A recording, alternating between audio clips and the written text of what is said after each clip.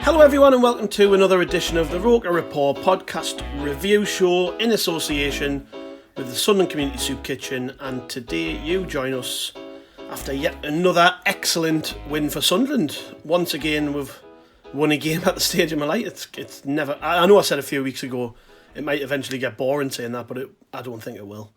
Joining me as always is my mate on the other side of the world. It's Martin Wanless. How's Martin?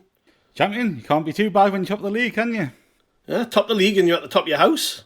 Top of the league, top of the house. Not bad, not a bad day. Tired, I've been tired today, mind, after about 2 hours sleep after getting up to watch a game last night, but it's always worth it if we've got 3 points. That's it. I mean, just think about all the times you had to get up in the middle of the night to watch us under Phil Parkinson. So, you know. That's it, exactly. I'm not as grumpy. And we're also joined by Mr. Match Preview, interview extraordinaire. I could think of probably a few more nicknames, but you might not like them. It's Chris Wynn. All right, Gav. I've certainly been called worse, so I'll take those, mate. Mr. Match Preview. That can be your title. It'd probably be your nickname if you were a wrestler or something. So lads, Accrington then, we beat them 2-1. I listened to John Coleman, the Accrington manager's post-match interview, where he talked about how he felt like they deserved something and that they dominated in the second half, and you know, all this other guff that managers come up with when they get beat. But how do we feel, Chris, that Sunderland played? Because I think although, alright, Accrington had their moments in the game, I do think still though we were the better team by far, and I think if we hadn't have won that game I would have been absolutely gutted because we could have won by far more. Oh, I definitely. And it was funny because you mentioned that, and on the preview pod, Dan Jewell from BBC Lancashire, he was talking about exactly that, John Coleman's managerial speak that he comes out with, and he did, and I mean, but you'd expect that from Coleman, and they had a couple of chances, so he's going to expand on that and turn a couple of chances and one cleared off the line into we should have won and we should have got all 3 points, which is fair enough. That's what managers do, but yeah, I mean, in terms of the match, I mean, we finally beat Accrington Stanley at home, which is a strange thing to say. I think it was fourth time of asking, something like that. But we finally beat them at home. But yeah, so we got all 3 points. We deserved them. I mean, the class just showed. We were a level above Accrington Stanley. You could tell when we had the ball. But that doesn't. I mean, as we've seen over the last couple of seasons. I mean, even under Parkinson, when we used to keep the ball forever and ever and ever and get nowhere, you could tell we had better players. So it doesn't always translate into getting 3 points. And Accrington Stanley came with a game plan, and we did the business and we got 3 points. And it's just nice to see us digging in, because the last 2 or 3 minutes of injury time, in previous years, it could have easily ended up 2s each.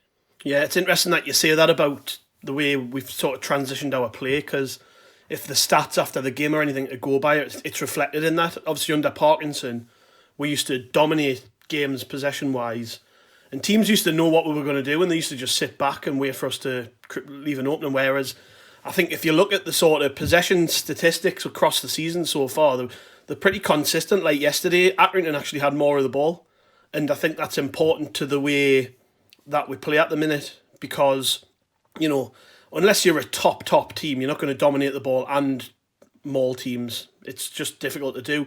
You need to allow the opposition to have the ball so that you can then break. You can break their press, you can counter-attack, you can use your pace, and at the minute we've got players in our team who can pass a ball well forwards, and you're only able to do that if you allow that other team to come at you a little bit.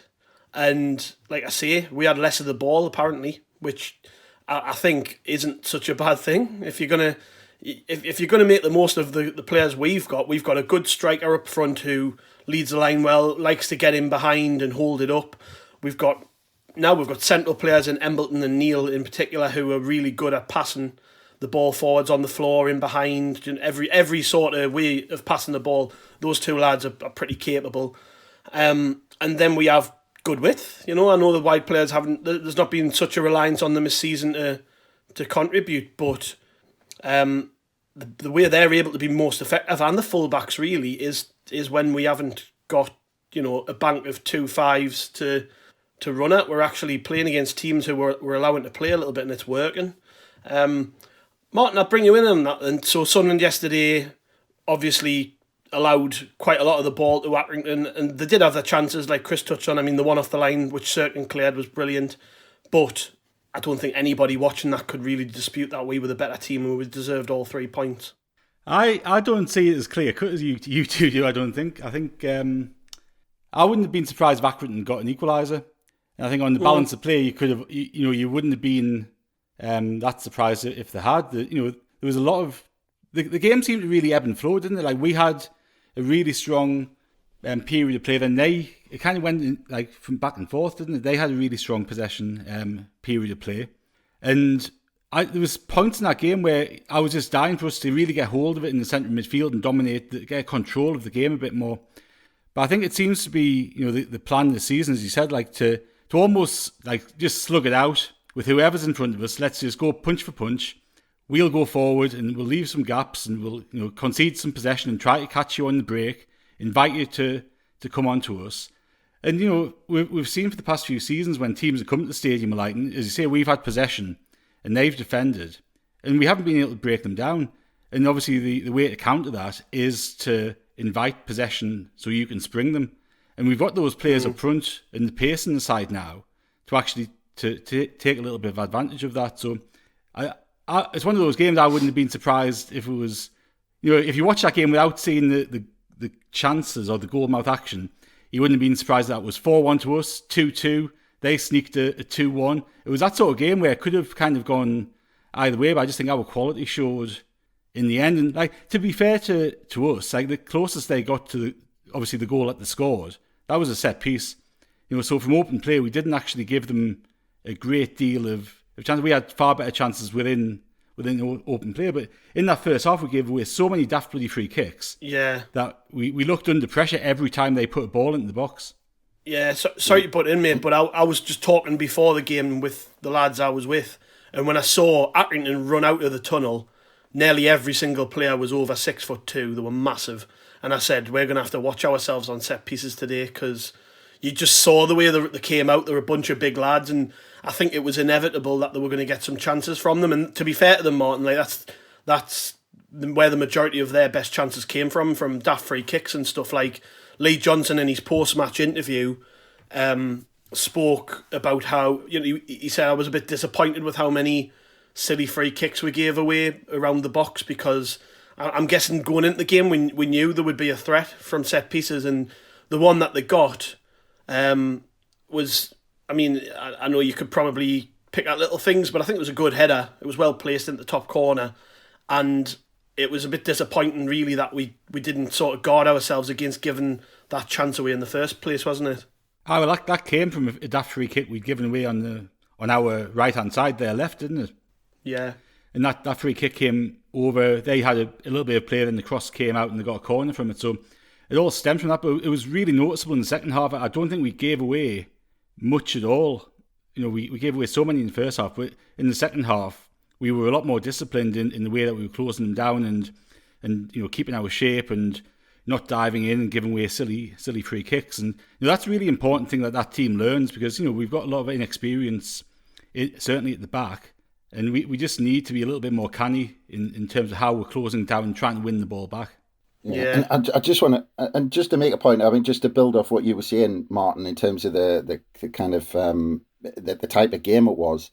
I think, I mean, if you look at even like our away game at Burton, we probably played more possession football away from home against Burton than we did at home against Accrington yesterday. And some of that, I think, it looked like, just because of the amount of times we tried it, it looked like we tried to hit them on the break and catch and get Stewart in behind.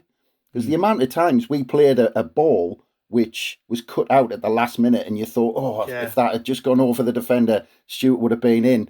Because if you look at the way they played, I mean, again, Dan Gill during the week kind of described it. They almost, it's like a Chris Wilder type tactics where they had Sheron and Sykes, centre-halves, trying to get forward almost down the flanks, which leaves Nottingham in the middle on his own to kind of almost take advantage of. And it looked like we changed our tactics a little bit to, rather than let's, keep the ball, lads, we're better than them, to, right, okay, this is a potential weakness, knocking him at the back on his own, get Ross Stewart one-on-one with him, get the ball forward quickly. And it just seemed like the amount of times we did that, and I think that had an impact on, like you said, Gav, Accrington have a little bit more possession than us. But Yeah. but I just think as well that I think it's encouraging that, we beat Accrington. There were spells of the game where we looked, a class above when we kept the ball. But I just think we've got a different gear to go into as well. Yeah, I was watching a couple of, because I like to do this after games, just dot onto YouTube and watch a couple of the vlogs to see, mainly when we're playing at home, because I like to see what the fans are like, what it looks like from the away end when we score goals and the sort of reaction.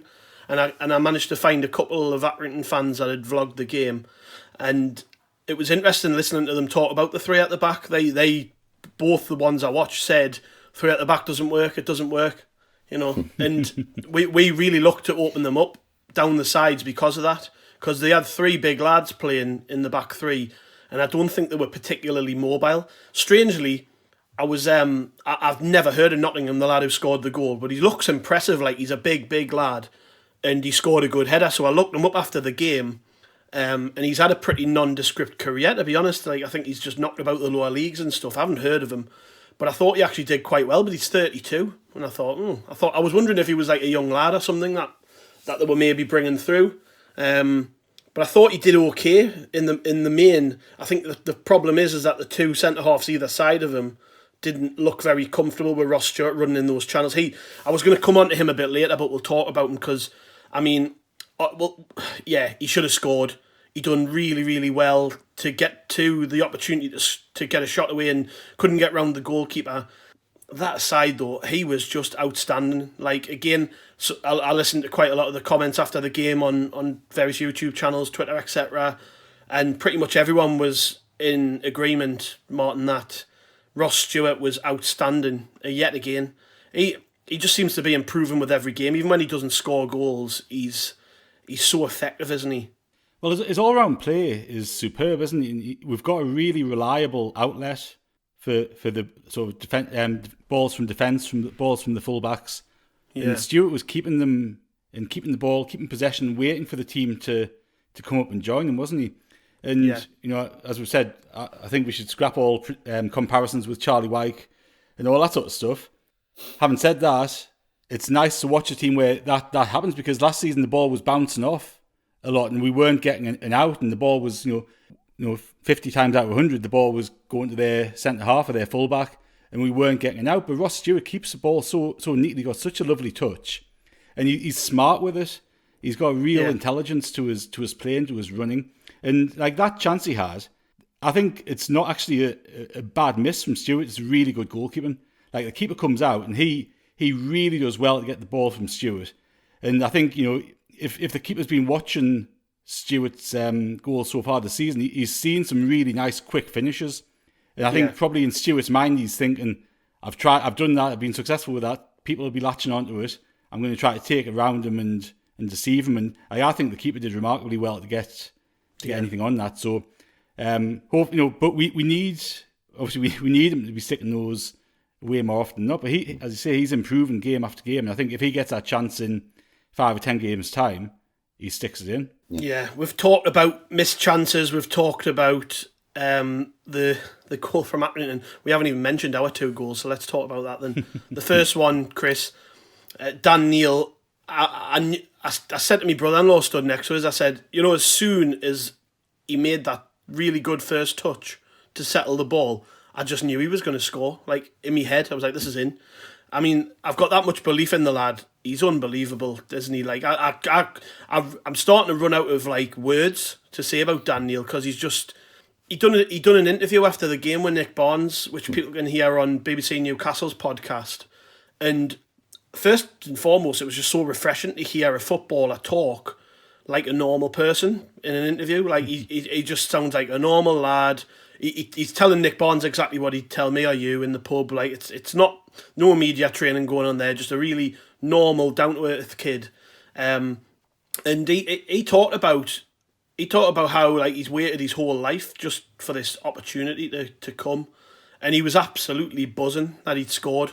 But the quality he showed was outstanding, wasn't it? I mean, to hit a ball as sweetly as that with his left foot, with a crowd of players in front of him, I think it just shows how good he is. To be honest, I mean, everything about him at the minute, like you've just described a couple of things there, but but everything's just screaming confidence. Yeah, the goal, the first touch, the interview. I mean, even the interview, because I watched it as well, and he wasn't standing there kind of, head down and, shy and all this sort of stuff. He just spoke, and he's just got confidence, and he described his goal as a swinger, which is unbelievable, because to hit it from there with his well, he'll probably describe it as his weak foot, but it didn't look like it. he actually did call it his weaker left foot on the BBC Newcastle interview. Yeah, well, he actually said it was a swinger, and to do that in the near post, but like I said, just to do it in the first place, it just screams confidence that he's knocked it onto he's actually dragged it onto his left foot. And the thing that impressed me the most was that there was virtually, with his weaker foot, there was virtually no backlift whatsoever. He was almost standing over the ball, and he still got that much power to accurately put it into the near post. And their keeper, like Martin described, their keeper looked like he's quite good. And the Dan Gill during the week said he's been flying for Accrington. So I mean, like I said, everything's just screaming confidence, and that goes throughout the whole team. I mean, you go man for man, and it's just everything. Every player just looks like that he's puffing his chest out at the minute. Yeah. And actually, just quickly on Ross Stewart. I mean, talking about confidence, the beauty of having Ross Stewart at the minute. And again, I'm a bit like Martin. I was thinking exactly the same line. I don't want to do comparisons, and I'm trying best not to. But the beauty of having Ross Stewart at the minute is having a striker up front who we're talking about, and he hasn't scored, but we're talking about being one of the best players on the pitch. Yeah. And because he's got involved, and he's done he's made the runs, and we've scored 2 goals, and and we've played well because Ross Stewart stretched the game, and he's done things off the ball, and it's just makes such a difference.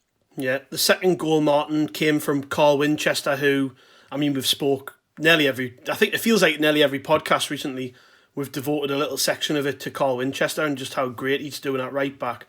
Yet again, yesterday he was brilliant. I mean, he was whipping out the 360 turns on the ball, the Cruyff, the little chops inside and stuff. I mean, so confident, like Chris says, confident in his ability that he's able to do stuff like that. But on the other side of it is, he's arriving late in the box and sort of finishing off. I mean, great finish, wasn't it? It was a lovely team goal as well. The build-up was excellent. It was a really nice goal, and I think Embleton did an awful lot of good work just to retain possession in the lead up to it, and wait for the right pass, which he found to McGeady, who put a lovely ball through to Winchester to slot it home really nicely, didn't he? Yeah. I think having Winchester there at right back, he came really close in the first half as well with a left footer, didn't he? That just whistled past the top corner, which I thought was going to fly in.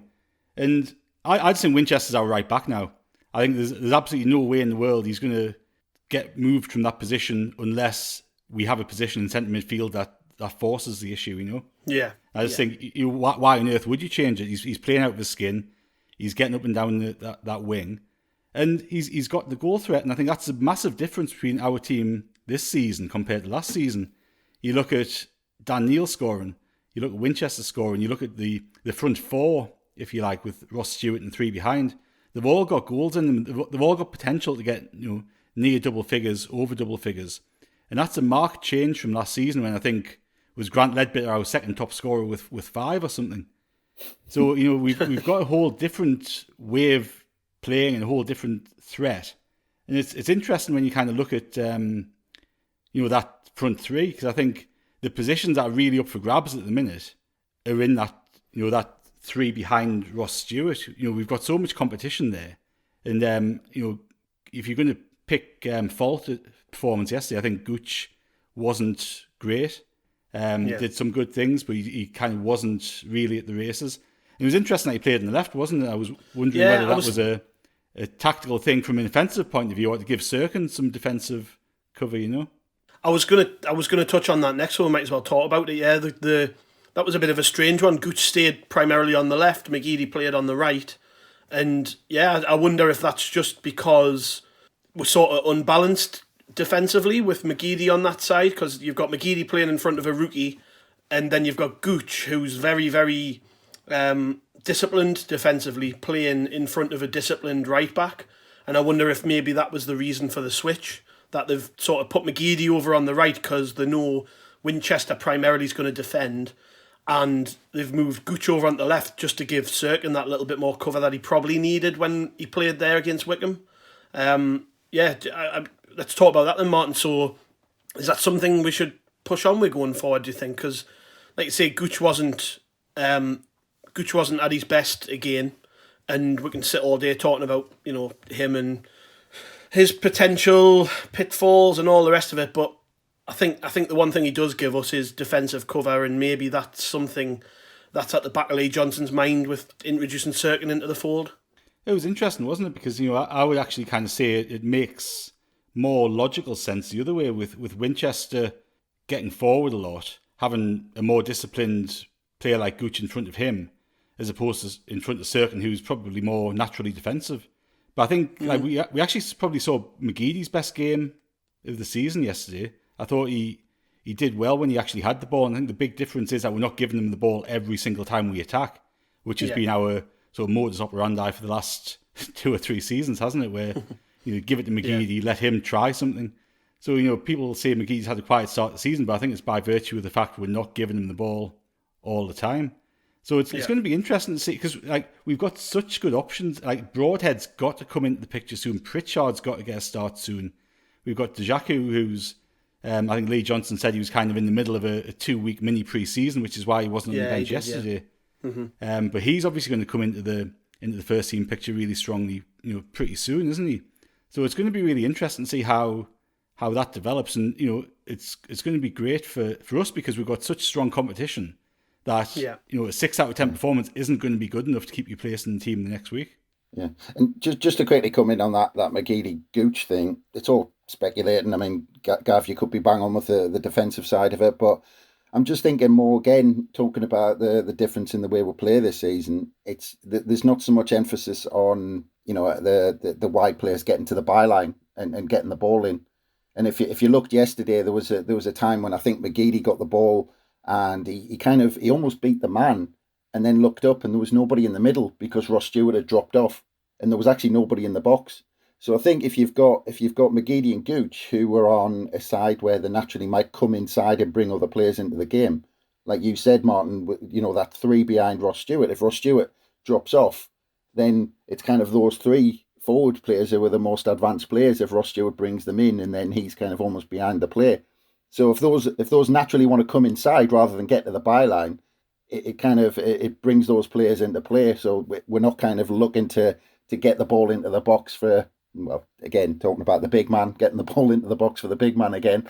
It's not something we're trying to do. So maybe he's trying to do that and get them to come, you know, back into play. You know, like I said, Dan Neil got the ball on the edge of the box, or 9 likes a run forward. So maybe that's part of it, but maybe I'm talking rubbish. I don't know. Probably talking rubbish, yeah. That's the one. We'll talk about, since we're on the subject of tactics and stuff, the decision that Lee Johnson tends to make, and this is, a lot of people have been talking about this after the game, the decision to bring Bailey Wright on for the last 15 or so minutes and go 5 at the back. I listened to, again, I'm talking a lot about other people's interviews, but I listened to him talk to Nick Barnes after the game, and Barnesy made a bit of a joke about it. He said, "Is Bailey Wright got a clause in his contract which means he has to come on for the last 15 minutes of every game?" Appearance bonus. He explained it away by saying Bailey Wright's leadership and organisational skills at that stage in a game are really, really important. And we were talking about this at the match yesterday. I said, on one hand, it appears to be quite a negative approach, because what it tells Accrington is like, well, Sunderland have went 5 at the back, so let's get at them. And this is something John Coleman mentioned after the game. He said, if you'd told me when we were playing against all these little clubs, whatever, many years ago in non-league, we'd be here in front of 30,000 pinning Sunderland back, and they're bringing on defenders to try and stop us from getting in. I would have laughed you off. That I don't think that's specific to Accrington, because Johnson's done this quite a bit this season, where he's brought Bailey Wright on later in the game to try and shore things up. But yeah, Johnson explained it away as being more sort of an organisational thing. And like I said, on one hand, it could be seen as negative. On the other hand, you've got to say, well, it's worked to this point. We haven't conceded a goal late in the game. We've won the games where he's done this. But eventually it could come and bite him on the arse. There'll be that one occasion where he does it and we concede and it costs us 2 points. And everybody will be pointing the finger and going, he shouldn't have done that. How do you feel about it, Chris, the fact that he does this? Because, naturally that inbuilt cynicism just expects you to concede when you see that happening. But it does seem to be working, to be fair.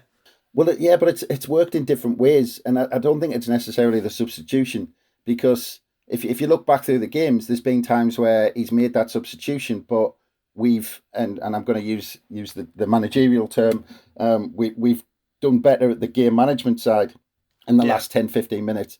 Whereas I think in other games we've brought Bailey Wright on, but we've kept hold of the ball and we haven't let the other side kind of pin us back in the last 10 minutes.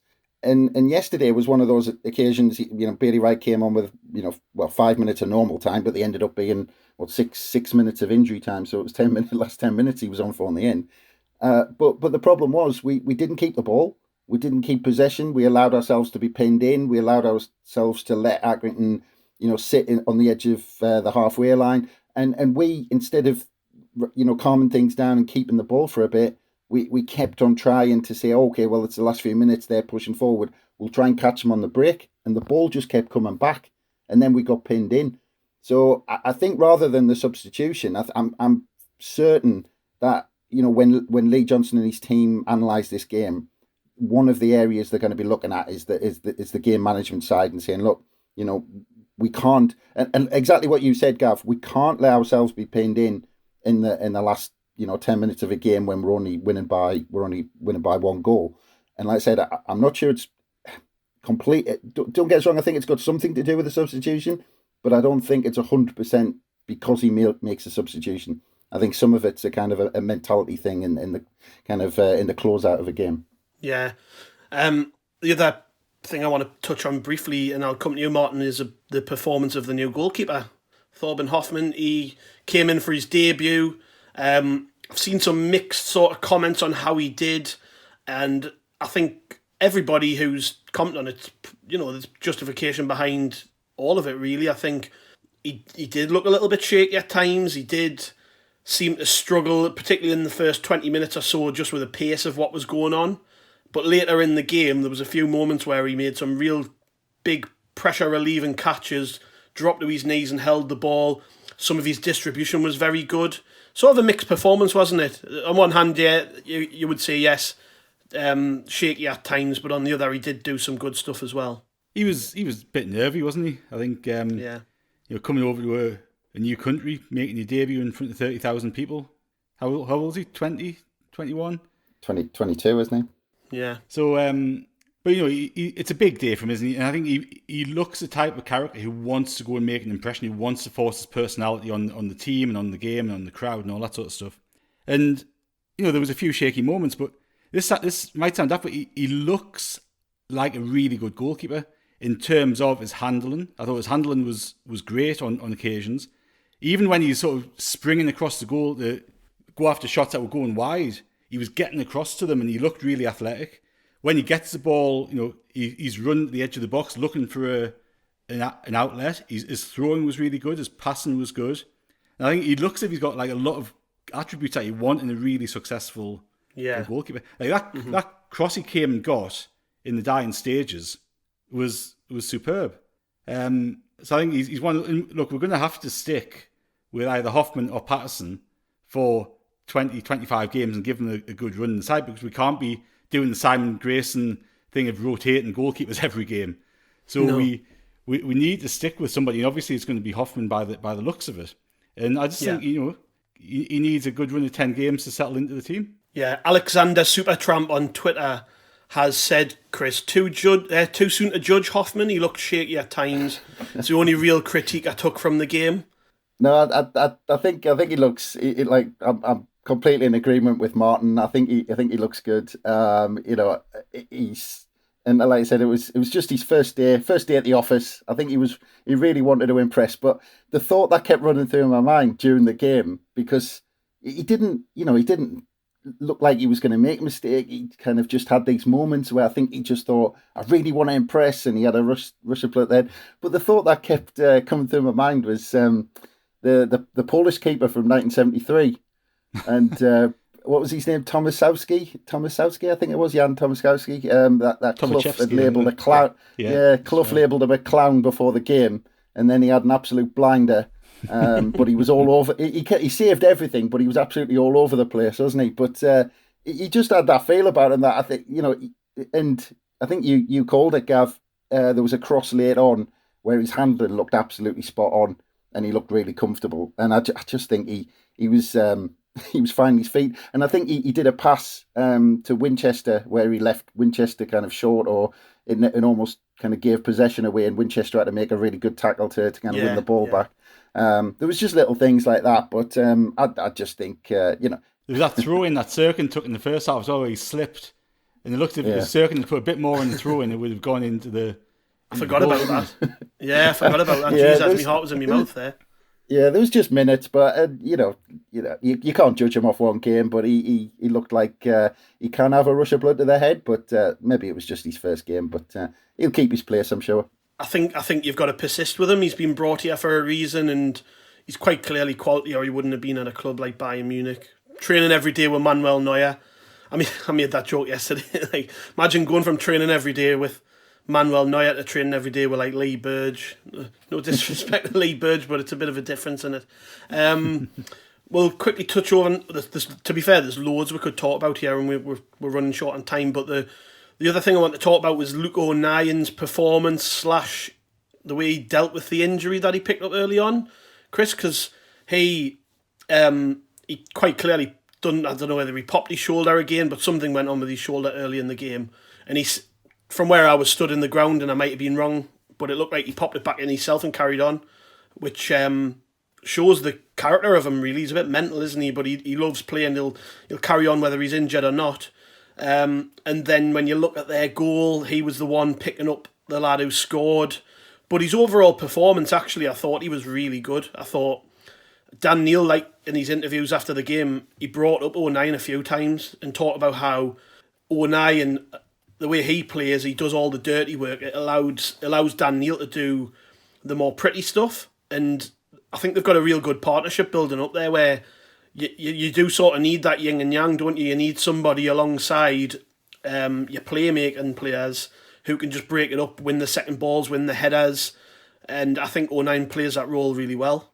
Yeah, he's busy, isn't it? And that's the point about O'Nien. He's busy, and Dan Neil kind of does a more kind of, he kind of sits and floats and doesn't necessarily kind of bite at players' legs and things like that. I mean, don't get us wrong, Dan Neil put his foot in, but he doesn't do it in the same way as Luke O'Nien. Luke O'Nien will harry and chase and be busy about it. But yeah, I just don't really understand it. And, I'm not kind of, in the know kind of medically enough, and I'm sure Martin will come in on it in a minute because he's got personal experience of it. But I just don't really understand it, because it showed yesterday and their goal. We went down when Nottingham scored, and he was marking Nottingham for some reason, which I know O'Nien's good in the air, but he was about twice the size.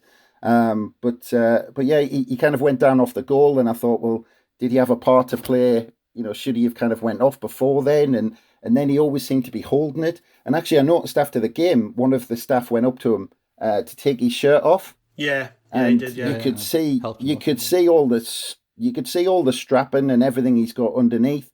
And I'm just thinking at the minute that the lad's kind of risking his future. I mean, because I don't know about shoulders enough to know whether there's a point where he does it enough or he does it badly enough where he could really screw up his career.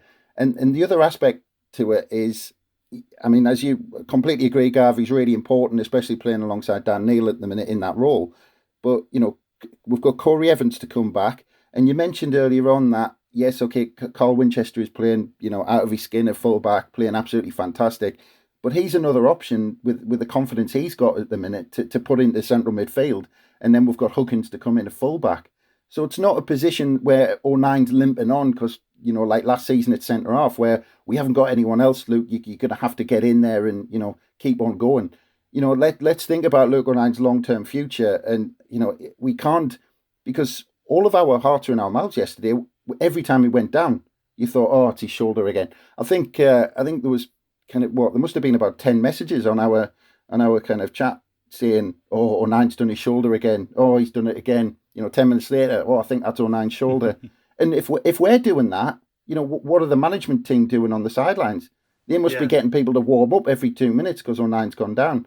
So again, I'm sure the medical staff will be on it, but I'm just kind of worried about him long term, and I just kind of want him to stay fit, really.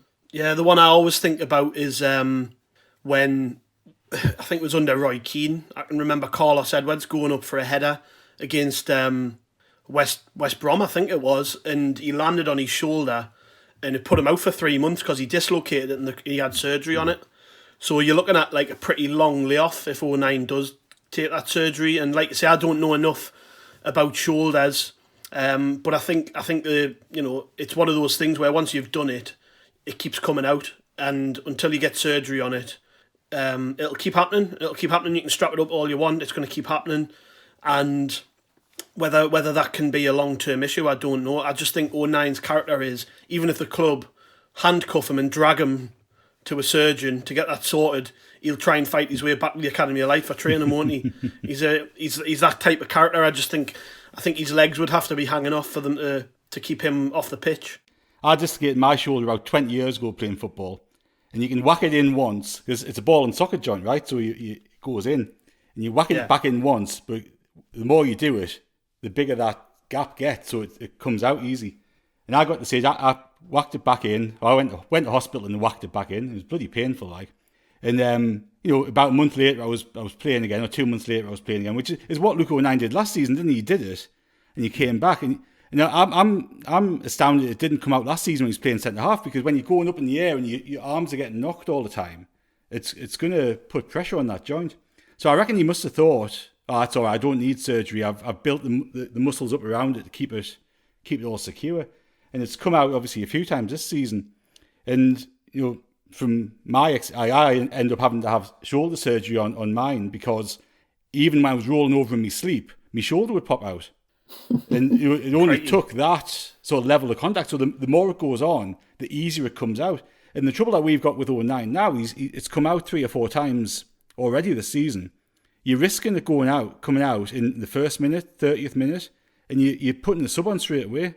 And I think for his long term, for our long term, we're actually better off going, at some point, and it could be in January, it could be in December. You go, okay, have the operation now, 3 months, you're going to be out, and you come back for the run-in, or whatever it is. But they're going to have to make that call sooner rather than later, because otherwise, we're going to get caught out by it, I think. Player ratings on the site, Andy gave man the match to Carl Winchester. I think I'll just go around the table. Does anybody disagree with that? Is there anybody else you think, Chris, that maybe should have picked up the man the match award from us? Because I think there was probably a handful of contenders there, wasn't there? Yeah, Winchester was one of the best on the pitch. That was obvious, and probably shout out Dan Neil, and I think Ross Stewart might have edged it if he put that one away. So yeah. I think Dennis Cirkin was brilliant. I don't think he was man the match, but we haven't really talked about him. I thought he was brilliant. I did. I think considering how, again, nervy he looked against Wickham at times, he looked really accomplished. I thought he just defensively very solid. He didn't have to be a real attacking outlet because we have so many quality attackers now. But there was a couple of occasions where he got in behind and put some really good balls into the box, and that block on the line, which I think the Accrington manager said 95 times out of 100 Colby Bishop scores that. Cirkin heads it over the bar. He's just right place, right time, but it's great defensive work and it's great reading of the game. So I think I would like to give an honourable mention to him, an honourable mention to Luke O'Nien just for carrying on and playing so well, an honourable mention to Callum Doyle. I thought he was really good again. I think he just so confident on the ball. You're shaking your head though. You don't agree? I thought he played well. I actually think that was well. I agree with you when he had the ball, but at times. But I thought that was one of his edgiest games for us. I thought he gave the ball away a couple of times, and I think actually at times, and I think maybe Lee Johnson has to have a little word with him because he's so good. I think at times he thinks he can take the mick out of some of these League One strikers, and he can kind of nutmeg them on the edge of the box and take it round them because he probably can. He's that good. Yeah. But I think at times he got a bit cocky and he got a bit caught a couple of times, and I think maybe a couple of words just to keep his feet on the ground and say just make sure you focus and do the right things at the right time. Do you think that's Doyle or do you think that's the team though? Like, do you think that's the instructions that they're being given? Because I get the sense that Lee Johnson's gone them, keep possession, do not give it away unless you absolutely have to. Do what you can. If you give it away, don't worry. There'll be other people to back you up and get the ball back for you. Like, I actually think it's kind of a style of play rather than just Callum Doyle's youth, or whatever it is. But I think there is an element of that, of course, but I kind of wonder what... Talking about the clearance off the line by Cirkin was directly from Callum Doyle giving the ball away on our right-hand side, near the byline. And he gave the ball away. And that, like you said, Gav, 95% of the time that goes in. So he got away with a couple yesterday. So I don't know. He just needs to be careful, I think. I think, it seems to be in his nature that. But he is 17-year-old. He's going to do daft stuff, and he's good enough, though. I think that's why Man City have sent him to Sunderland, though, isn't it? Because he can make his mistakes. Make the mistakes there. Yeah, I think he's rubbing off on Tom Flanagan because he did a Cruyff turn on the edge of the box. To be fair, I was quite happy with Tom Flanagan again. I thought he was all right. I think going forward up the other end of the pitch, Aidan McGeady, like I think Martin said, probably his best game of the season. Good little assist for the goal. Embleton, I mean, I read the ratings on the Chronicles website, and I don't agree at all that he played poorly. I thought he actually had a good game. Was involved in that second goal and was pretty effective, I thought.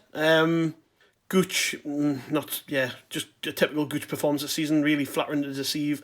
And like you said, Chris, Ross Stewart, had he scored, probably would have won man the match. So I think there's a real sort of... somebody made this point yesterday. I read somewhere. It's like when we're winning these games, we're not looking and going, Charlie Wyke's got all the goals, Aidan McGeady's got all the assists, and that's pretty much it. It's like pretty much across the board, everyone was a sort of 7 out of 10, 8 out of 10 with a couple of them, like, and that's what you want to see. We banged this drum in the summer, like Sunderland have to become greater than the sum of their parts to be successful. You can't rely on one or two players to just pull you out the shit every week, because when them one or two players have a bad day or they get injured or they get suspended, you're literally looking around to think, well, who the hell's going to come in and make a difference? I think Lee Johnson in his post-match spoke about how on Friday in training they had an 11v11 game where we literally named an 11 that is just as good. Pretty much, like he read through them. You can probably run through them now. You've got like Burge or Patterson, the goalkeeper, Human at left back, Alves and Bailey right centre half, Huggins right back. You're looking up the other end of the pitch. You've got Broadhead, you've got Dejaku, you've got Ian O'Brien, Corey Evans. Corey Evans. We can name an entire other team now of players who, if you put them on the pitch in League One, would probably win games. And it's such a good place to be in, isn't it? That's worth mentioning, that. Diaku not even being on the bench.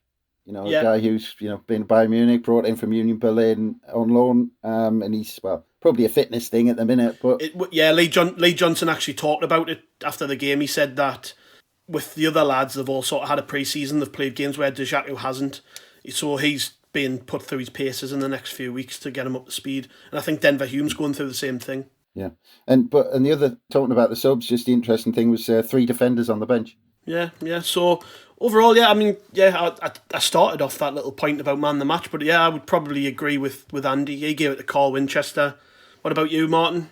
I think, again, it's a really good team performance, and I think you can pick out any number of players who you could nominate as having a really decisive part in the game. But Winchester, again, was great, got the winning goal. Wouldn't have any arguments from me. Yeah, well, there's a million other things I've actually got written down I want to talk about, and we've had loads of questions on Twitter, but I think if we go on any longer, it'll end up being a two-hour podcast, so we'll probably... Do you want to talk about the referee quickly? Ah, yeah, the referee. Yeah, why not? Let's quickly touch on the ref.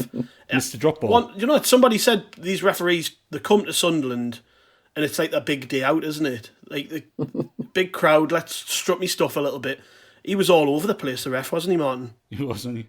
I tell you what, for a game that probably had one bad tackle in it, to get the 7 or 8 or 9 bookings he ended up with, it's bloody ridiculous, wasn't it?